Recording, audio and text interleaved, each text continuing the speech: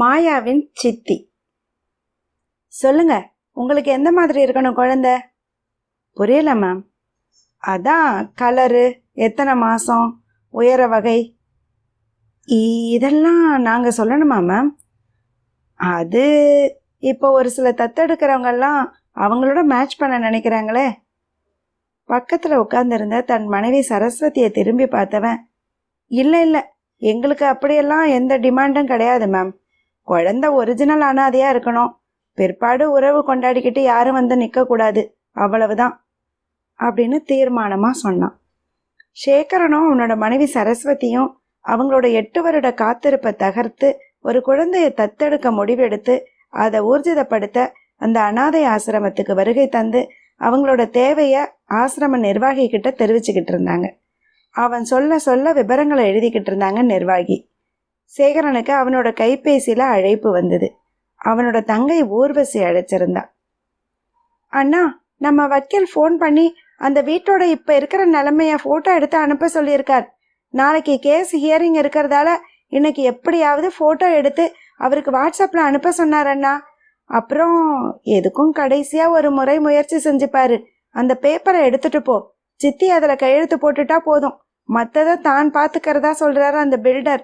இந்த 10 நாட்களுக்குள்ள எல்லாத்தையும் முடிச்சுக்கிட்டா இந்த தையில தொடங்கினா வர்ற தை மாசத்துல வேலைகள் எல்லாத்தையும் முடிச்சு நமக்கு சேர வேண்டிய 2 வீட்டோட பேசின ரொக்க தொகையையும் தந்துடுவாராம் அப்படின்னா.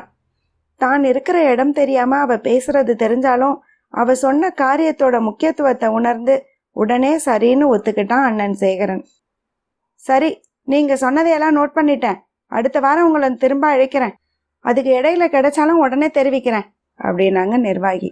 அவங்க கிட்ட விடை பெற்று மனைவியை அழைச்சிக்கிட்டு அந்த ஆசிரமத்தை விட்டு வெளியேறினா சேகரன். மனைவியை வீட்டில் கொண்டு வந்து விட்டுட்டு தான் அந்த வீட்டுக்கு போயிட்டு மாலைக்குள்ள திரும்புறதா சொல்லிட்டு வேகமாக பேருந்து நிலையத்தை நோக்கி நடந்தான். அங்கே புறப்பட தயாராக நின்றுக்கிட்டு இருந்த பேருந்தில் ஏறி காஞ்சிபுரம் டிக்கெட் எடுத்து ஜன்னலோர இருக்கையில் அமர்ந்தான். பேருந்து புறப்படுற நேரத்தில் அவனோட மனசு பெண் நோக்கி ஓடுனது. தானும் தன் தங்கையும் அந்த வீட்டில் ஓடி விளையாடினதும் ஒருத்தருக்கு ஒருத்தர் சண்டை போட்டுக்கிட்டதும் பள்ளிக்கு போகும்போது தங்கையோட கரத்தை பெரியத்தனமா தான் பிடிச்சு அழைச்சிட்டு போனதும் தெல்ல தெளிவா நேற்று நடந்த மாதிரி நினைவுக்கு வந்தது. பேருந்து நிலையத்துல இருந்து நடக்கிற தூரத்துல இருந்த அந்த வீட்டுக்கு போனப்போ வாசல்ல நின்றுட்டு இருந்த மாமரம் தன்னோட கிளை கரங்களை நீட்டி அவனை வரவேற்றது. அவனும் தங்கையும் அந்த மாமரத்துல ஊஞ்சல் கட்டி போட்டி போட்டுக்கிட்டு ஆடி கழிச்சது நினைவில் ஆடுனது. அந்த நேரத்துல மலர்ற மல்லிகையும் நித்திய மல்லியும் மலர்ந்து போட்டி போட்டு மனத்தை வாரி இறைச்சிக்கிட்டு இருந்தது. பறிக்கவோ தொடுக்கவோ சூடவோ ஆள் இல்லாம பரிதாபமா நின்றுட்டு இருந்தது. பழக்கப்பட்ட அந்த நறுமணம் அவனுக்குள்ள அந்த வீட்டோட ஆன உறவை தூண்டி விட்டுது. வலதுபுறத்துல இருந்த பாண்டியோட வீடு பிளாட்டா மாறி நின்னுது. அதை கட்டின பில்டர் தான் பாண்டி மூலமா சேகரனையும் ஊர்வசியையும் தொடர்பு கொண்டிருந்தார். இடதுபுறத்துல ஆறுமுக மாமா வீடு இருந்த இடம் சைட்டா மாறி நின்னுது. Multi complex வரப்போகுதான். வேலி படல திறந்த சப்தத்துல திண்ணையிலிருந்து ஒரு குரல், யாரது? வேணும்னே பதில் குரல் கொடுக்காம நிதானமா நடந்து அந்த முன் தோட்டத்தை கடந்து வீட்டு வாசல்ல வந்து நின்னான். சேகரனா, வா வாப்பா அப்படின்ற அவளோட குரல் அவனுக்கு எரிச்சலை கொடுத்தாலும் அதை விலக்கி அவள் புறம் திரும்பாம நேரா வீட்டை நோக்கி நோட்டமிடுறவன் மாதிரி பார்த்தான். அவனை நெருங்கி இருந்த அவ, நல்லா இருக்கியாப்பா அப்படின்னு அவனை உத்து பார்த்துக்கிட்டு கேட்டான். அவளோட குரல்ல ஓடின மெலிதான அந்த நடுக்கம் பொய்யாத்தான் இருக்கணும்னு அவனோட மனசு சொன்னது. வீட்டை சில ஃபோட்டோஸ் எடுக்கணும் அப்படின்னு முணுமுணுத்துக்கிட்டே உள்ள நுழைஞ்சான். அங்கங்கே காரை பெயர்ந்து சிதிலமடைய தொடங்கியிருந்த அந்த வீட்டோட உள்புற தோற்றத்தை தேவையான அளவு தன்னோட மொபைலில் பதிச்சுக்கிட்டவன் வெளியில் வந்து வாசலையும் தோட்டத்தையும் ஃபோட்டோ எடுக்க ஆரம்பித்தான். தோட்டமும் சரி வீடும் சரி முறையாக பராமரிக்கப்படலைன்னாலும் ரொம்ப சுத்தமாக தெரிஞ்சுது. ஊர்வசி எப்படி இருக்கா தம்பி? இந்தாப்பா தண்ணி குடி. கரத்தில் இருந்த சொம்பில் நீர் தழும்பிக்கிட்டு இருந்தது. தாகமாக இருந்தாலும் அந்த நீரை குடிக்க மனசு வராமல் வேண்டாம் அப்படின்னு முணுமுணுத்தான். கொஞ்சமும் சுணக்கம் காட்டாமல் அதே உபசரிப்பு. இதிலெல்லாம் நான் மயங்கிடுவேனா? என்னவோ பாசம் மாதிரி உருகி ஆகிறதே, எல்லாம் வேஷம். உண்மையாக இருந்தால் கேட்டப்பவே கையெழுத்த போட்டிருப்பாளே. சரசுக்கு ஏதாவது தங்கி இழுத்து நிறுத்தி அவனை எதிர்பார்ப்போட பார்த்து நின்னான். ஒருவேளை இவளுக்கு வாரிசு இல்லாததால இவளால விடப்பட்ட சாபத்தினாலதான் சரசுக்கு எதுவும் தங்கலையோ? அவளுக்கு எங்க இருந்து தங்குறது? நீங்க தான் கல்லு போல உக்காந்துருக்கிறீங்களே, ஒருவேளை நீங்க விட்ட சாபம் தானோ என்னவோ. அதீத எரிச்சல் குரல் அவன்கிட்ட இருந்து. என்னது? என்ன? நானா? அதுக்கு மேல பேசாம உள்புற திண்ணை ஓரத்துக்கு போய் சுவர்ல முதுக சாய்ச்சு அமர்ந்தா. கொஞ்சம் அவசரப்பட்டுட்டோமோ? இந்த நிலையில கையெழுத்து கேட்டா போடுவாளா? பேசாம வெளிப்புற திண்ணைக்கு போய் காலை தொங்க விட்டு அமர்ந்தான். வெளிச்சம் குறைய தொடங்குனது. தோட்டம் கொஞ்சம் மங்கி தெரிஞ்சது. சென்னைக்கு போற பேருந்து இரவு எத்தனை மணி வரைக்கும் இருக்குமோ? பின்புற தோட்டத்துல கொடுக்காப்புளி மரத்துல கீழே விழுந்திருக்கும் போல. ஒரு காலத்துல தன்னோட விருப்ப ஸ்நாக்ஸ் ஒரு ஓரத்துல கிடந்ததை எடுத்து பிரிச்சு கொட்டையை நீக்கி வாயில போட்டான். ஏற்கனவே நீர் பற்றாக்குறையில காய்ஞ்சு போயிருந்த தொண்டை கரகரத்துது. தொண்டைய கணச்சான்.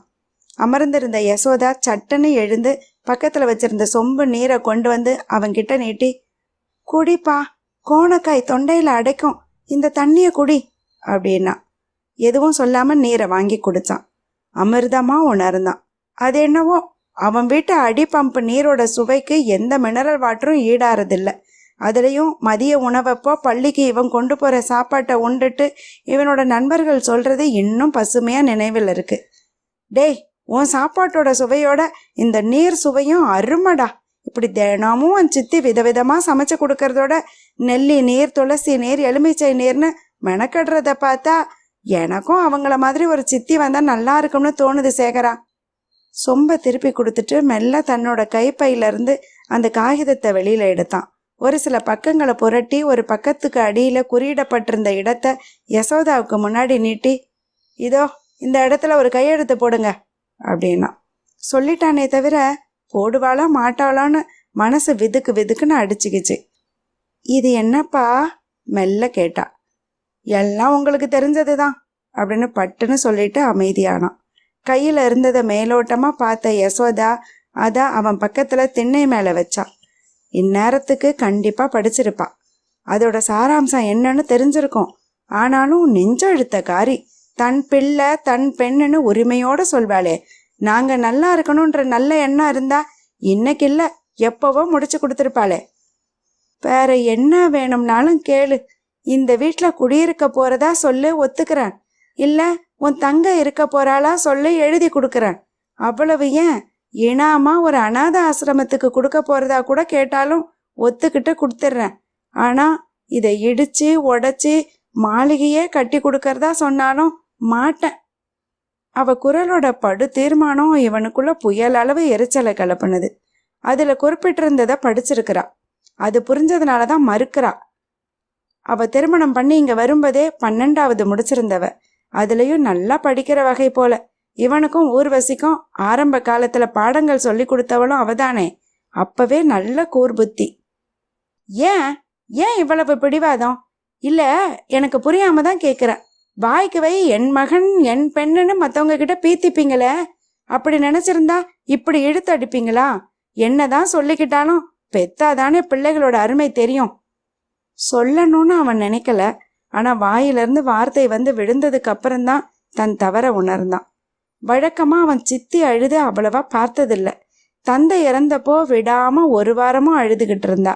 முன்னாடி ஒரு முறை பக்கத்து வீட்டுக்காரி ஏதோ சண்டையில அவ மகனை அடிச்சுட்டு ஓடி வந்து ஒளிஞ்சுக்கிட்ட இவனை சித்திக்காரி அடிக்காம ஒளிச்சு வச்சிருக்கிறா, பிள்ளை வளர்க்க தெரியல, பெத்தாதானே தெரியும்னு கேட்டதுக்கு உட்கார்ந்து அழுதுகிட்டு இருந்ததை கண்டு இருக்கிறான்.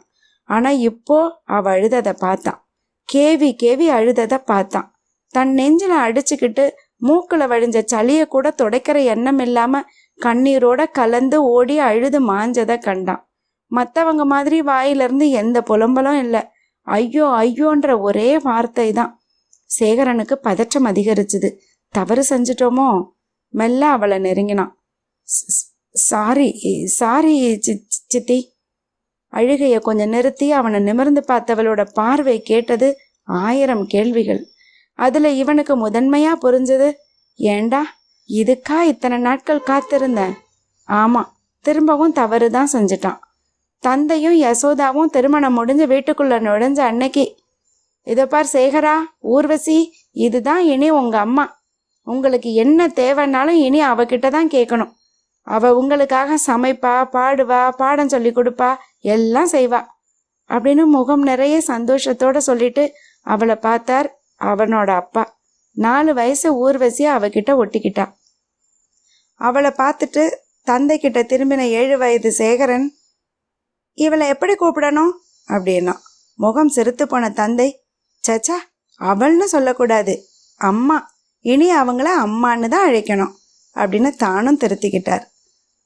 ஆனா பக்கத்து வீட்டு பாண்டி உனக்கு சித்தி வரப்போறான்னு தானே சொன்னான், குழப்பத்தோட கேட்டான்.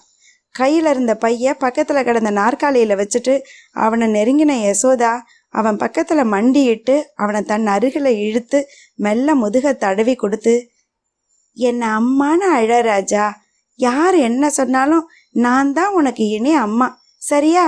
எங்க அம்மானு கூப்பிடு அப்படின்னு ஆசையோட கேட்டு அவன் அழைச்சதும் இறுக கட்டி அணைச்சு கன்னத்துல முத்தமிட்டதும், அதுக்கப்புறமும் ஒவ்வொரு முறை யாராவது தூண்டி விட்டு அவன் சித்தின்னு அழைக்க முற்பட்டாலும் அதை திருத்தி அம்மானே அழைக்க வச்சதும், இன்னைக்கு ஏன் தனக்கு அப்படி அழைக்க தோன்றினது? ஒருவேளை ரொம்ப நாட்களா அவளை பார்க்காம இருந்ததுனாலயா, இல்ல வக்கீல் மாதிரியானவங்க குறிப்பிட்ட அந்த சித்தின்ற அடையாளத்தாலையா? ஆனா அந்த அழைப்பு அவளை ரொம்ப காயப்படுத்திட்டுதுன்றது புரிஞ்சுது. மெல்ல எழுந்தா. தடுமாறினாலோ, அப்படி ஒன்றும் வயதாகிடலையே. 25ல தன்னை விட 15 வயசு மூத்தவரை கல்யாணம் பண்ணிக்கிட்டு வந்தவ என்ன ஒரு 50-52 வயசு இருக்கும், அதுக்குள்ள தளர்ந்து தெரியறாளே. அப்பாடி இருட்டிட்டுது, சமைக்கிறேன், சாப்பிட்டுட்டு ராத்திரி இங்கே தங்கிடு, காலையில போகலாம், சரசுக்கு ஃபோன் போட்டு சொல்லிடு அப்படின்னு முகத்தை முந்தானையால தொடச்சிக்கிட்டே முன்னேறி வீட்டுக்குள்ள போக முயன்றான். அவனை திட்டி இருந்தா கூட தாங்கி இருப்பானோ என்னவோ. இந்த அசட்டையும் அமைதி பேச்சும் மனசை ஏதோ செய்ய அவளுக்கு குறுக்கா கையை நீட்டி தடுத்தான். நில்லுங்க, நான் என்ன கேட்டுக்கிட்டு இருக்கேன், நீங்க என்ன செய்றீங்க? என்ன கேட்ட? சாரி தானே, அதுக்கு என்னப்பா வந்தது? மகன் தவறு செய்யறதும் தாய் மன்னிக்கிறதும் ஒன்றும் பெரிய விஷயம் இல்லையே, இந்த வார்த்தைகள்ல என்ன வந்தது அப்படின்னபடி விலகி போக தொடங்கினான். சட், என்ன இது, ஏன் இப்படி என் உசுரை வாங்குறீங்க?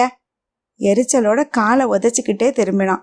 அந்த காலத்து அரிகால் படியில கால் நகம் பட்டு சுரீர்னு வலிச்சதும் அம்மா அப்படின்னு அலறிக்கிட்டே கீழே சரிஞ்சு அமர்ந்தான். ஐயோ என் புள்ள! அலறிக்கிட்டே ஓடி வந்து அவனை பார்த்த யசோதா அவன் கால் கட்டை விரல் நகத்துல இருந்து பீறிட்ட ரத்தத்தை கண்டதும் செய்யறது அறியாம திகைச்சது ஒரு கணம்தான். சடார்னு கீழே உட்காந்து தன் புடவை தலைப்ப சர்ன்னு கிழிச்சு அவன் காலை தூக்கி தன் மடி மேல வச்சு பரபரன்னு இறுக சுற்றினான். ஒன்னும் இல்ல ராஜா, சரியா போயிடும், ஒன்னும் ஆகாது, இங்க பார்க்காத, அதோ அங்க பாரு அப்படின்னு அவனுக்கு சொன்னாலும் அவளோட கண்கள்ல இருந்து வழிஞ்ச கண்ணீரை கட்டுப்படுத்த அவ எந்த பிரயத்தனமும் படல. கட்டினதோட நிக்காம தன்னோட 2 கரம் கொண்டு அவன் காலை இறுக பிடிச்சுக்கிட்டு இருந்தா. அவளோட அந்த செய்கை இது முதல் முறை இல்லைன்றத அவனுக்கு நினைவுல கொண்டு வந்தது. சேகரன் சின்ன வயசுல கொஞ்சம் துருத்துருன்னு இருக்கிறவன். அடிக்கடி இது மாதிரி இடிச்சுக்கிட்டும் மரம் ஏறி கீழே விழுந்து சிராய்ச்சிக்கிட்டும் வருவான். மற்ற பேர்களோட தாய்மார்கள் மேற்கொண்டு பிள்ளைகளை போட்டு அடிக்கிறதையும் பார்ப்பான். யசோதா அவனை அப்படி அடிச்சது இல்லைன்றதோட அவனோட காயங்களுக்கு மருந்து போட்டு கட்டு போடுறதோட 1 ஸ்பூன் சர்க்கரையும் நீரும் கொடுத்து இனி ஜாக்கிரதையா இருக்கணும்னு வேண்டிக்கிறதையும் பார்த்துருக்கிறான். இன்னும் தன் காலை கொஞ்சம் உயர்த்தி பிடிச்சிருந்த அவளோட கரங்கள் நடுங்கிக்கிட்டு இருக்கிறத கண்டவன், பரவாயில்ல விடுங்க, வலி ஒன்றும் பெருசா இல்லை அப்படின்னபடி மெல்ல காலை இழுக்க முயன்றான். கொஞ்சம் இருப்பா, ஒரு 5 நிமிஷம் அப்படியே இருக்கட்டும், அப்பதான் ரத்தம் வர்றது நிற்கும் அப்படின்னு அவளோட பிடிவாத குரல் அவனை தடுத்துது. 5 நிமிஷம் கழிச்சு அவன் காலை விடுவிச்சவ மெல்ல எழுந்து போய் சர்க்கரையும் தண்ணியும் கொண்டு வந்து கொடுத்தா. என்ன தோன்றுனதோ மறுக்காம அதை எடுத்துக்கிட்டவன் அப்படியே சுவர்ல சாஞ்சான். அவன் பக்கத்துல மெல்ல வந்து அமர்ந்த யசோதா, உங்க விருப்பப்படி செய்யுங்கப்பா அப்படின்னு அவன் கைப்பையை திறந்து அந்த காகிதத்தை எடுத்து அவன் பாக்கெட்ல இருந்த பேனாவை கொண்டு குறிப்பிட்ட இடத்துல கையெழுத்த போட்டான். திரும்பவும் பைய மூடி அவன் பக்கத்துல வச்சுட்டு பேச தொடங்கினான். நீ கோபத்தோட இந்த வீட்டை விட்டு போறத உன் அப்பா விரும்பல, அதனாலதான் தடுத்திருக்காரு போல அப்படின்னு சொல்லிட்டு கொஞ்சம் நிறுத்தி திரும்ப தொடர்ந்தா. உன் அப்பாவுக்கு என்னை 2ஆம் தரமாக மணமுடிக்க என்னோட உறவுலாம் முடிவு செஞ்சப்போ முதல்ல நான் மறுத்தேன். தாய் தகப்பன் இல்லாத எனக்கு ஆதரவாக இருந்த என்னோட தாய் மாமாவும் திடீர்னு இறந்து போயிட அவரோட சொத்து எனக்கு வந்து சேர அதுக்காக பலரும் என்னை பங்கு போட பறந்தாங்க. அந்த நேரத்தில் என்னோட தூரத்து உறவு பாட்டி ஒருத்தர் மட்டும்தான் உன் அப்பாவோட நல்ல குணத்தை அறிஞ்சு என்கிட்ட பேசினாங்க. நான் மறுத்துக்கிட்டு இருந்தப்போ உன் அப்பா என்னை சந்திச்சு பேசினார். அவரோட பேச்சு என் வாழ்க்கையை புரட்டி போட்டுது. அவரோட 2 பிள்ளைகளுக்கு என்னை தாயா மட்டும் இருக்க முடியுமான்னு கேட்டார். என்னோட சொத்தை யாருக்காவது கொடுத்துட்டு வர சொன்னார். அதனால போட்டி எதுவும் இல்லாம போகும்னு சொன்னார். அவரோட குணத்தை புரிஞ்சுக்கிட்டேன்னா திருமணத்துக்கு சம்மதிச்சேன். உங்க 2 பேரையும் சந்திச்சதுக்கு அப்புறம் நீங்க 2 பேர் மட்டும்தான் என்னோட குழந்தைகள்னு முடிவும் செஞ்சேன். அதுக்காக உங்க அப்பா நான் தழுதழுக்க நிறுத்தி மூச்செடுத்து அப்புறம் தொடர்ந்தான். நீ சின்ன பிள்ளை இல்லையே, உனக்கும் புரியும். எனக்குன்னு குழந்தை பிறந்துட்டா உங்க மேல இருக்கிற அன்பு குறைஞ்சிடுமோன்ற பயம் எனக்கு தான் உன் அப்பாவை ஆப்ரேஷன் செஞ்சுக்க வச்சேன். பாவம் உன் அப்பா எவ்வளவோ போராடி பார்த்தார், உனக்குன்னு பிற்காலத்துல ஒரு துணை அது இதுன்னு. ஆனா நான் தான் கண்ணு மண்ணு தெரியாத அளவுக்கு உங்க 2 பேர் மேலேயும் அன்பு வச்சுட்டேனே. எனக்கு தான் 1க்கு 2 பிள்ளைகள் இருக்கிறாங்களே, வேற ஒன்று எதுக்குன்னு மூக்க சிந்திக்கிட்டா. இந்த ஊரும் கிராமம் தானே, நகரம்னா நம்மளை பார்க்க மற்றவங்களுக்கு அவ்வளவா நேரம் இருந்திருக்காதோ என்னவோ. ஆனால் இங்கே அருமையான குழந்தைகளான உங்களை எவ்வளவு தூண்டி விடுவாங்க. ஆனாலும் ஒரு நாளும் உங்ககிட்ட நான் பாசத்தை குறைச்சி கண்டதில்லைப்பா. நீயாவது என்னாச்சு அப்படி அழைக்க முயற்சியாவது செஞ்சிருப்ப. ஆனால் ஊசிக்கு எப்பவுமே நான் அம்மா தான்.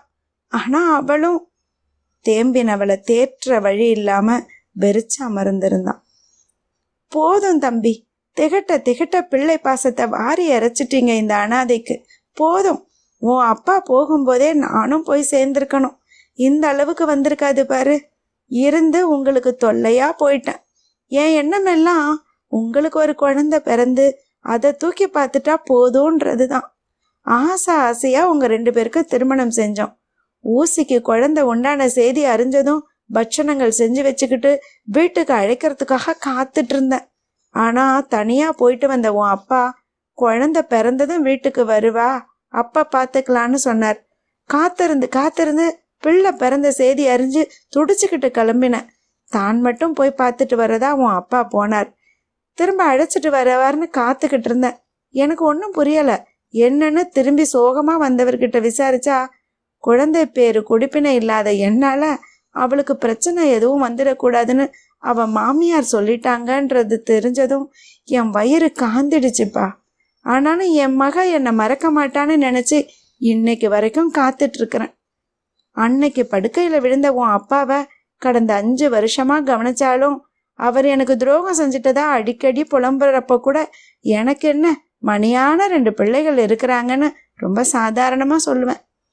கடைசி நாள் அன்னைக்கு வக்கீல வரவழைக்க சொன்னார். ஏன்னு கேட்டதுக்கு இந்த வீட்டையாவது உன் பேருக்கு எழுதணும், மன உறுத்தலாம் இருக்குன்னார். எனக்கு எதுக்குப்பா வீடு? என் பிள்ளைகள் வந்து தங்க, அவங்களோட பிள்ளைகள் ஓடி விளையாட இருந்தா மட்டும் இந்த வீடு போதும்னு வக்கீல அழைக்க மறுத்துட்டேன் அப்படின்னபடி அந்த வீட்டை சுத்தி பார்வையை ஓட விட்டாங்க. சேகரா, உனக்கு அந்த ஞாபகம் இருக்கா? அதோ அந்த யரவாணத்துல ஒரு முறை தலையை விட்டு மாட்டிக்கிட்டேன். உன் அப்பா வீட்டுல இல்லாத சமயம் சட்டத்தை அசைச்சு உன்னை வெளியில எடுத்தனே, பயந்து போய் அன்னைக்கே காய்ச்சல் வந்ததே. அதை உடைப்பாங்களா?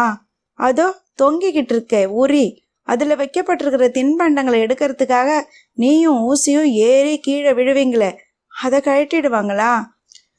மாமரத்துல கட்டி இருந்த ஊஞ்சலை கழட்ட மனசு இல்லாம மேலேயே கட்டி வச்சிருக்கனே,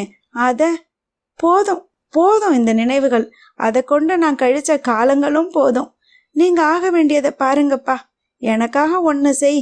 நானும் என் பிள்ளைகளுமா வாழ்ந்த இந்த வீட்டை இடிக்கும்போது அதை பார்க்குற தைரியம் எனக்கு இல்லைப்பா. என்னை அதுக்கு முன்னாடி ஒரு ஆசிரமத்தில் கொண்டு போய் சேர்த்துடு, உனக்கு புண்ணியமா போகும் அப்படின்னு எழுந்தவ திரும்பவும் உட்காந்து, உனக்கு ஒன்று தெரியுமா தம்பி, இந்த வீடு மாதிரி 4 மடங்கு அதிகமான மதிப்புடைய சொத்து என் மாமாவுடையது. ஆரம்பத்தில் அதையே தூக்கி எறிஞ்சிட்டு வந்தேன் உங்களுக்காக. ஆனால் அதே சொத்தை உங்களுக்கு தேவையானும் போது போய் சண்டை போட்டு போராடி மீண்டும் வாங்கினேன். என் உறவினர் எவ்வளவோ கேட்டாங்க, உனக்கு தான் வாரிசு இல்லையே, எதுக்கு இத்தனை நாட்கள் ஆண்டு அனுபவிச்சுக்கிட்டு இருக்கிற எங்களுக்கு ஒன்றும் இல்லாமல் இப்படி செய்கிறேன்னு முழு எதிர்ப்பு. ஆனால் உனக்கும் ஊசிக்கும் திருமண செலவுக்கு தனியாரில் வேலை செஞ்சு ரிட்டையர் ஆயிருந்த உன் அப்பா வேறு வழி இல்லாமல் இந்த வீட்டை அடமானம் வைக்க முடிவு செஞ்சதை தடுத்து என் சொத்தை மீட்டு பாதியை விற்று திருமணத்தை நடத்தினோம். இன்னும் கூட பாதி சொத்து கிடக்கு. இந்த சொத்து மதிப்பு எனக்கு எம்மாத்திரம். ஆனால் உங்களோட விளையாட்டுத்தனங்களும் சேட்டைகளும் பாசமும் அன்பும் எனக்கு கிடைச்ச தாய் பாசமும். விதிர்த்து போய் உட்கார்ந்துருந்தான். ஒரே நாளில் எத்தனை அதிர்ச்சிகள்! தான் சித்தின்னு தவறாக அழைச்சிட்ட காரணத்தால இவ்வளவு மனசு உடஞ்சு பேசுகிற இந்த தாயை தானும் தன் தங்கையும் நடத்தின முறைய ஒரு முறை திரும்பி பார்த்தாலும் மனசே ஒடிஞ்சு போயிடுமே. இவங்களுக்காக தன் இளமை காலம் முழுக்க தியாகம் செஞ்சதும் எல்லாத்துக்கும் மேலா தனக்குன்னு ஒரு குழந்தைய பெத்துக்கிறத தடை செஞ்சு சே எவ்வளவு சுயநலவாதியா இருந்திருக்கிறோம். அவன் சட்டப்பையில் இந்த மொபைல் அடிச்சுது. எடுத்தான். ஆசிரம நிர்வாகி. மிஸ்டர் சேகரன். எஸ். உங்க தேவைப்படி ஒரு குழந்தை கிடைச்சிருக்கு, நாளைக்கு வர்றீங்களா? கொஞ்சமும் யோசிக்காம சாரி மேம், நான் தேடினது கிடைச்சிட்டுது, எனக்கு அது வேண்டாம், தேவைப்படுறவங்களுக்கு கொடுங்க, சாரி, தேங்க்யூ அப்படின்னு ஃபோனை கட் பண்ணினவன் யசோதா கிட்ட திரும்பி அம்மா அப்படின்னு ஆழ்ந்த குரல்ல அழைச்சான். தன்னோட அங்கமெல்லாம் சிலிர்த்தெழ உலகு கொள்ளாத அளவு பாசத்தை தன் கண்களில் தேக்கி வச்சு நீர் திரையிட்ட கண்களோட தன்னோட 2 கரங்களை மார்பு வரைக்கும் உயர்த்தி அவனை பார்த்தவளோட தோற்றத்துல கண்ட யாசகத்தை உணர்ந்தவன் இது நாள் வரைக்கும் ஏதோ ஒரு கட்டாயத்தின் பேர்லையும் வற்புறுத்தல்லையும் அழைச்சதா நினைச்சத அன்னைக்கு உண்மையா மெய் உணர்வோட உள்ளத்தோட ஆழத்திலிருந்து வெளிப்படுத்துற விதமா அம்மா அப்படின்னு ஆத்மார்த்தமா அழைச்சு அந்த தாயோட ஏக்கத்தை போக்கினான். கண்களோட ஓரத்துல தேங்கி நின்ன மணித்துளிகள் உருண்டோடி கன்னத்து வழியா இறங்கி அந்த தாயோட மார்பை நினைச்சது. தன் கண்கள்ல வழிஞ்ச கண்ணீரை சுண்டி எரிஞ்சவன் அம்மா உங்க துணிமணிகளை எல்லாம் எடுத்து வைங்க, நாம சென்னைக்கு போறோம், இனி நீங்க என்னோட தான் இருக்க போறீங்கம்மா. இந்த வீட்டை மராமத்து செஞ்சு பராமரிக்க ஏற்பாடு செய்யறேன், வாரம் ஒரு முறை எல்லாரும் இங்க வந்து 2 நாட்கள் தங்கிட்டு போவோம், இதை ஊர்வசிக்கு உடனே சொல்லிடுறேன் அப்படின்னு தெளிவா பேசினவன் தன்னோட கைபேசியை எடுத்தான்.